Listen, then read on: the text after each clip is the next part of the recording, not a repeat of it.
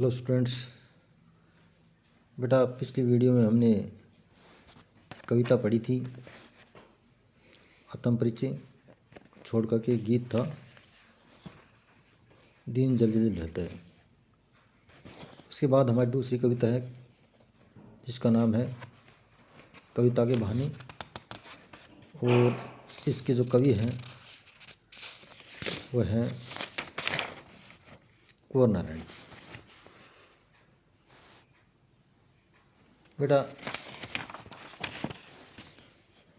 कविता के बहाने में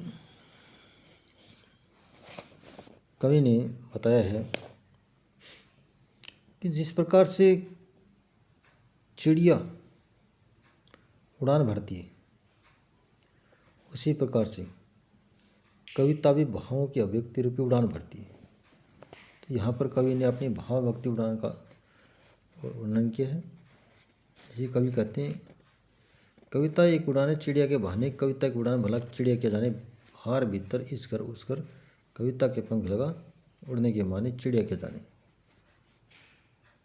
तो कवि कहते हैं कि कविता भी एक प्रकार की उड़ान है, कविता भी एक प्रकार की भावाभिव्यक्ति उड़ान है चिड़िया के बहाने। जिस प्रकार से चिड़िया उड़ान भरती है उसी प्रकार से कविता भी एक भावाभिव्यक्ति की उड़ान है। कविता की उड़ान भला चिड़िया के जाने, लेकिन कविता की उड़ान में और चिड़िया की उड़ान में बहुत अंतर है बेटा। बाहर भीतर इस घर उस घर, कविता के पंख लगे उड़ने के माने, क्योंकि कविता तो घर के बाहर भीतर कहीं भी इसकी रचना हो सकती है। कविता के तो कल्पना के पंख लगे होते हैं, चिड़िया क्या जाने, चिड़िया भला उस उड़ान को क्या जान सकती है। आए बेटा समझ में। फिर देख लीजिए, कवि कहते हैं कविता भी एक प्रकार की उड़ान है चिड़िया के बहाने। जिस प्रकार से चिड़िया उड़ान भरती है वैसे ही कविता भी एक प्रकार की भाव व्यक्ति की उड़ान है। कविता की उड़ान भला चिड़िया के जाने, कविता की उड़ान और चिड़िया की उड़ान में बहुत अंतर है।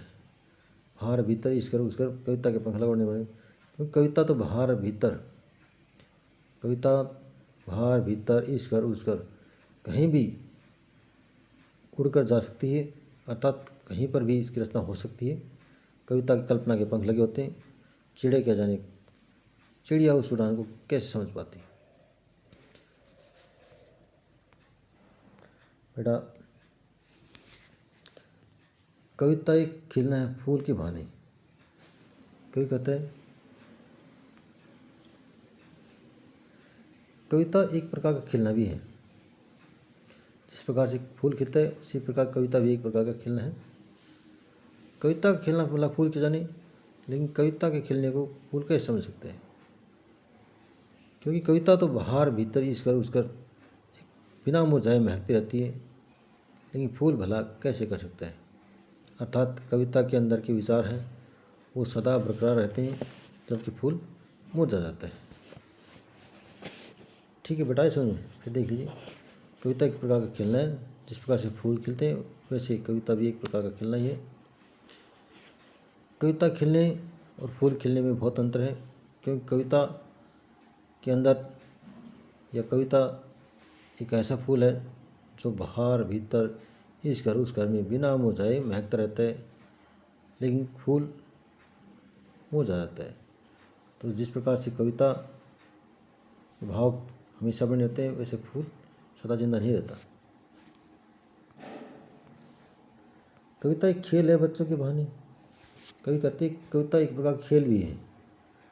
कविता एक प्रकार का बच्चों के खेल के समान है। बच्चों के बहाने जिस प्रकार से बच्चे खेलते हैं उसी प्रकार से कविता भी एक प्रकार खेल है। बाहर भीतर ये घर वगैरह सब एक करने के माने बच्चा ही जाने। कवि कहते हैं कि बच्चा बाहर भीतर इस घर में उस घर में सब जगह अपने पराये का भेद ला करके खेलता रहता है। उसी प्रकार कविता की भी कोई सीमा नहीं होती। कविता का ये शब्दों का खेल है, जो शब्दों के इस खेल में जड़ चेतन अतीत वर्तमान भविष्य आदि को समाहित कर लेता है। इस प्रकार के खेल को बच्चा ही जाने, अर्थात एक बच्चा ही इस प्रकार कार्य कर सकता है, कविता नहीं कर सकती। या यूँ कहें कि कविता का खेल और बच्चों के खेल में थोड़ा अंतर है बेटा। कविता हमारे विचार और भावों को संजो कर रख सकती है। कविता एक प्रकार का खेल भी है। जिस प्रकार से बच्चे खेलते हैं उसी प्रकार से कविता भी एक प्रकार का खेल है। घर के बाहर भीतर सब जगह बच्चा अपने पराये के भेद को बुला करके खेलता रहता है। उसी प्रकार कविता देखा जाए तो यहाँ तुलनात्मक दृष्टि से वैसा ही कविता के साथ होता है। कविता भी किसी का भेद नहीं करती है, लेकिन कविता का खेल और बच्चे खेल में अंतर है। बच्चे का खेल बच्चा ही जानता है, कविता नहीं जान सकती। आशा करता हूँ बेटा इस वीडियो में जो बताया गया है आपने बखूबी समझ लिया होगा।